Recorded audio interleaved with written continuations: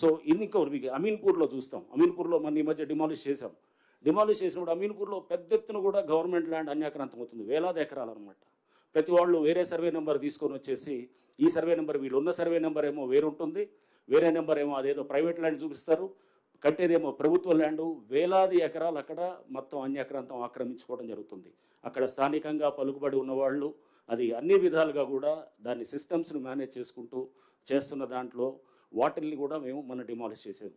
So ఉదాహరణకి ఒక hospital, మన డిమాలిష్ చేసినటువంటి హాస్పిటల్ మీరు చూస్తే కనుక పోయిన సంవత్సరం అది ఆల్రెడీ ఒకసారి డిమాలిష్ అయిన తర్వాత ఫస్ట్ ఫ్లోర్ దాకా కడితే మళ్ళా కట్టడం మొదలెడితే స్లాబ్స్ అయినా ఆపకుండా మళ్ళీ మూడోసారి కూడా వాళ్ళు చేసినప్పుడు దానికి ఇది పవర్ కనెక్షన్, అది కరెంట్ కనెక్షన్ డిస్కనెక్ట్ చేయమని చెప్పి కూడా రాసిన తర్వాత వాళ్ళు కోర్టుకు వెళ్ళి మళ్ళీ తీసుకొని వచ్చేసి మొన్న డిమాలిష్ చేసామన్నమాట. దాంట్లో ఎటువంటి హాస్పిటల్ ఏమీ లేదు. ముందు రోజు మేము వెళ్ళి చేసినప్పుడు అక్కడ హాస్పిటల్ లేదు, ఏం లేదు. అవన్నీ కూడా వీడియో రికార్డు కూడా చేయటం జరిగింది. అక్కడ బయటికి అది దాన్ని ఒక హాస్పిటల్లో దాంట్లో పేషెంట్స్ ఉన్నారనే విధంగా దాన్ని బయటికి ప్రొజెక్ట్ చేస్తూ దాని వెనకాల మీ అందరూ కూడా మీరు చూడాల్సింది ఏంటంటే ఇవన్నీ చేసేది మామూలు వాడు చేయడు, సామాన్య మధ్యతరగతి వాడు, ఒక పేదవాడు ఎవడు కూడా ఇట్లాంటివి చేయడు. ఇది చేసేది అక్కడ వెనకాల ఉండేవాడు బలవంతుడే అక్కడ చేయగలుగుతాడు అనమాట. అది చేసి అతను ఏదైనా కానీ నేను మేనేజ్ చేసుకోగలుగుతాను, అన్ని వ్యవస్థలు నా చేతిలో ఉన్నాయన్నట్టు ఒక ధైర్యం ధీమాతుడు చేస్తుంటే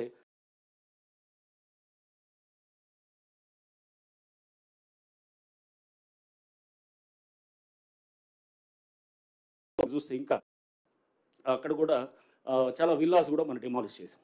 విల్లాస్ డిమాలిష్ చేసినప్పుడు ఆ విల్లాస్ డిమాలిషన్లో వచ్చినటువంటిది కూడా మనం చూస్తే కనుక అక్కడ ఆల్రెడీ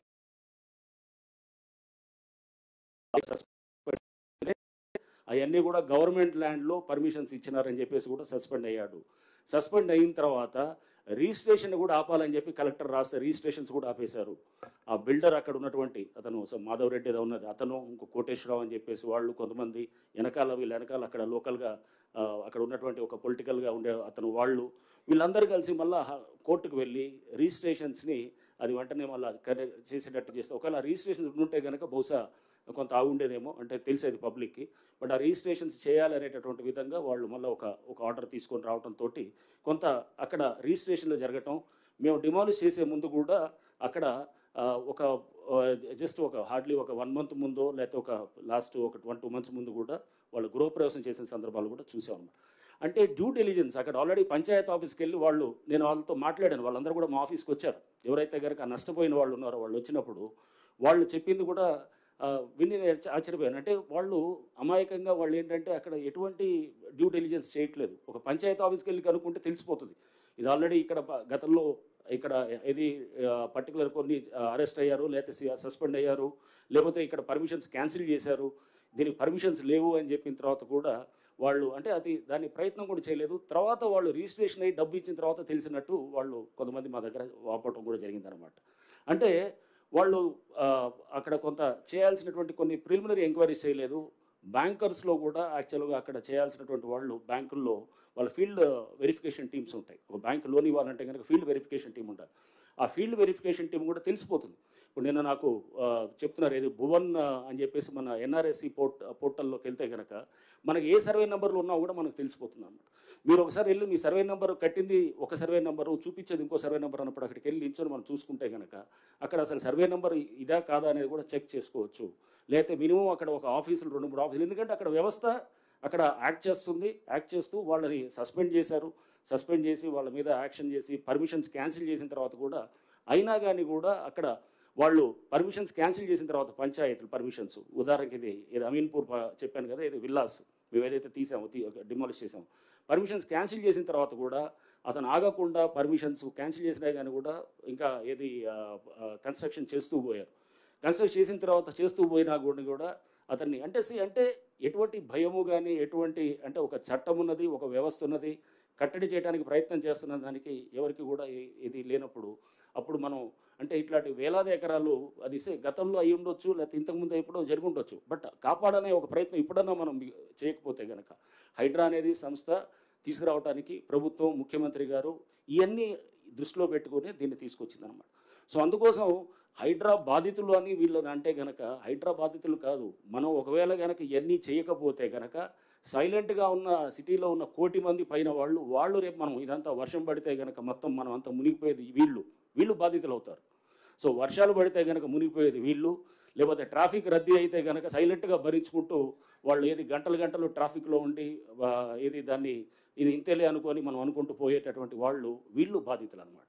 సో మనం కొంతమందిని వాళ్ళు ఎందుకంటే దీంట్లో తప్పకుండా ఏది వాళ్ళు చేయాల్సిన డ్యూ డిలిజెన్స్ చేయలేదు కాబట్టి వాళ్ళని అంటే మేము వాళ్ళని తప్పట్టట్లేదు. అక్కడ చేసినటువంటి ఆ బిల్డరు వాళ్ళ మీద కూడా క్రిమినల్ కేసులు పెట్టడం జరుగుతుంది.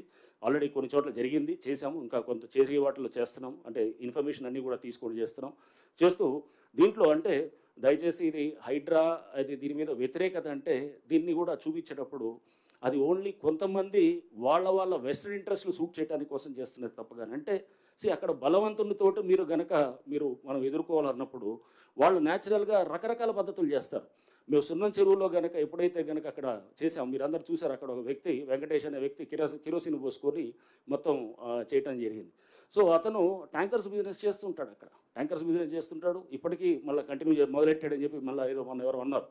సో అంటే ట్యాంకర్ రోజుకి అతని బిజినెస్ దాదాపు 1,00,000 పైన ఉంటుంది. సో అతను దీన్ని మేము ఎగ్జాంపుల్ చెప్తుంది ఏంటంటే కన్వెన్షన్ డిమాలిష్ చేసినప్పుడు ఆ పక్కనటువంటి చాలా గుడిసెలు లేకపోతే చిన్న చిన్న పాకలు ఏమి ఉన్నాయి దాన్ని ఎక్కడ టచ్ చేయలేదు. బట్ ఇక్కడ ఎందుకు టచ్ చేయాల్సి వచ్చింది? ఇక్కడ ఈ వెంకటేష్ అనేవాడు ట్యాంకర్స్ బిజినెస్ చేస్తూ మీరు అక్కడ ఇప్పుడైనా గూగుల్లోకి వెళ్ళి మీరు ఇమేజెస్ చూస్తే కనుక దాదాపు ఒక 20-30 ట్యాంకర్స్ అక్కడ లైన్ అయి ఉంటాయి అన్నమాట. మొత్తం మీరు గూగుల్లో కూడా చూడొచ్చు. సో అంటే ఇది తీసి అంటే ఇష్టారాజ్యంగా చేసుకుంటూ పోతే కనుక దీన్ని కట్టడి చేయటం ఉండదా? సో దీనికి అతన్ని చెక్ చేయడం కోసమే అక్కడ మనం వెంటనే అతని మెయిన్గా అతని బేస్ తోటి ప్లస్ వేరే అన్ఆథరైజ్ స్ట్రక్చర్స్ దాంట్లో అన్ఆథరైజ్డ్ ఉన్నాయి. వాళ్ళకి పర్మిషన్ ఇచ్చారు, ఆ పర్మిషన్స్ కూడా క్యాన్సిల్ అయినాయి. వాళ్ళు కోర్టుకు వెళ్ళారు కానీ కోర్టులో ఎటువంటి రిలీఫ్ రాలేదు. సో అవన్నీ కూడా మేము పొందుపరచడం జరిగింది. సో అంటే ఎక్కడ కూడా ఆథరైజ్గా పర్మిషన్ వ్యాలిడ్గా ఉండి చేశామనేటటువంటిది జిహెచ్ఎంసీ పర్మిషన్స్ని పట్టించుకోవట్లేదు, హెచ్ఎండిఏ పర్మిషన్ ఇదంతా కానే కాదు. పర్మిషన్ వ్యాలిడ్ ఉంటే కనుక వాటికి దాని వైపు మేము దాన్ని డిమాలిష్ చేయటం లేదు. ఏమన్నా అది ఎఫ్టీఎల్లోనూ ఎక్కడన్నా వస్తే కనుక ఎఫ్టీఎల్లో కూడా మీకు మళ్ళీ ఇంకోసారి మీ అందరికీ కూడా తెలియపరిచేది ఏంటంటే పబ్లిక్ హ్యాబిటేషన్స్ ఎవరైతే కనుక ప్రజలు ఆల్రెడీ ఉంటున్నారో వాటిని ఎక్కడ కూడా మనం టచ్ కూడా చేయట్లేదు. అది ఆల్రెడీ మీకు చెప్పడం జరిగింది. గౌరవ ముఖ్యమంత్రి గారు ప్రభుత్వం కూడా ఇది చాలా ఇది పబ్లిక్ ఆల్రెడీ ఉన్న వాళ్ళందరినీ కూడా వాళ్ళని మన ఆదేశాలు కూడా హైడ్రాకి ఇవ్వటం కూడా జరిగిందనమాట. సో అంటే ఎక్కడ కూడా ఇప్పుడు ఆల్రెడీ నివాసంగా ఉన్నటువంటి వాళ్ళని ఎవరు చేయట్లేదు. మీరు చూస్తే ఏ ఇన్సిడెంట్లో చూసినా మన కుకట్పల్లిలో చూసాం. కుకట్పల్లిలో చెరువు దగ్గర డిమాలిష్ చేసినప్పుడు అక్కడ కేటరింగ్ చేస్తూ ఒక లేడీ మాట్లాడటం మనం చూసాం. సో వాళ్ళకి యాక్చువల్గా ఆ డిమాలిషన్ అయిన మరుసటి రోజు వాళ్ళు ఆ ల్యాండ్ ఓనర్స్ అంతా కూడా మా దగ్గరికి వచ్చారు. ఒక అడ్వకేట్ని తీసుకొని మా దగ్గరకు వచ్చారు, ఆఫీస్కి వచ్చారు. వాళ్ళందరికీ కూడా ముందే ఇంటిమేషన్ ఇచ్చాం. దాదాపు 14-15 మంది వాళ్ళు ఖాళీ చేయించారు. తీసిన 16 స్ట్రక్చర్స్లో ఓన్లీ ఒకళ్ళిద్దరు, నేను అడిగాను వీళ్ళ స్ట్రక్చర్లోనే ఎవరైతే కనుక వీళ్ళ ల్యాండ్లోనే పట్టా ల్యాండ్ అంటే ఆ చెరువు ఎఫ్టీఎల్లోనే పట్టా ల్యాండ్ అతను అడిగారు, మీరు ఎందుకు ఇవ్వలేదు, ఎందుకు చెప్పలేదంటే అది మేము జరుగుతుంది అనుకోలేదు సార్, మీరు వచ్చి డిమాలిష్ చేస్తారని అనుకోలేదు అంటే